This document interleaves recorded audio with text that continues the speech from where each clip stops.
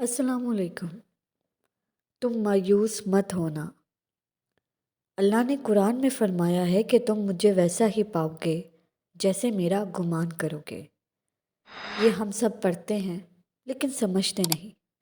تم جانتے ہو کہ حضرت موسیٰ کے پیچھے فوج لگی ہوئی تھی، تب اللہ نے کیوں سمندر کو دو حصوں میں بانٹ دیا؟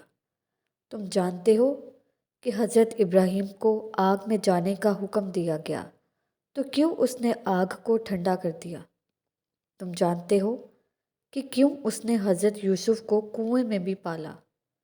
کیا تم جانتے ہو کہ کیوں اس نے حضرت ہاجرہ کو صحرا میں زمزم دیا؟ کیوں حضرت یونس کو مچھلی کے پیٹ میں بھی محفوظ رکھا؟ کیوں حضرت زکریا کو عمر کے آخری حصے میں بھی اولاد سے نوازا؟ ان سب میں ایک چیز مشابہ تھی، یقین۔ ان میں سے کسی نے بھی ہمت نہیں ہاری۔ انہوں نے یقین رکھا کہ خدا راستہ نکالے گا، اور دیکھو خدا نے راستہ نکالا۔ وہ سب اس پر یقین کر کے آگے بڑھتے رہے، اور دیکھو اس رب نے بھی انہیں مایوس نہیں کیا۔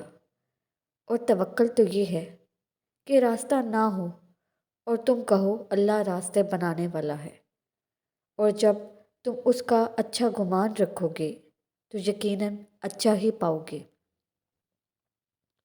اور پھر دیکھنا وہاں سے راہیں نکلیں گی جہاں تمہارا وہم و گمان بھی نہیں جا سکتا۔ اللہ حافظ۔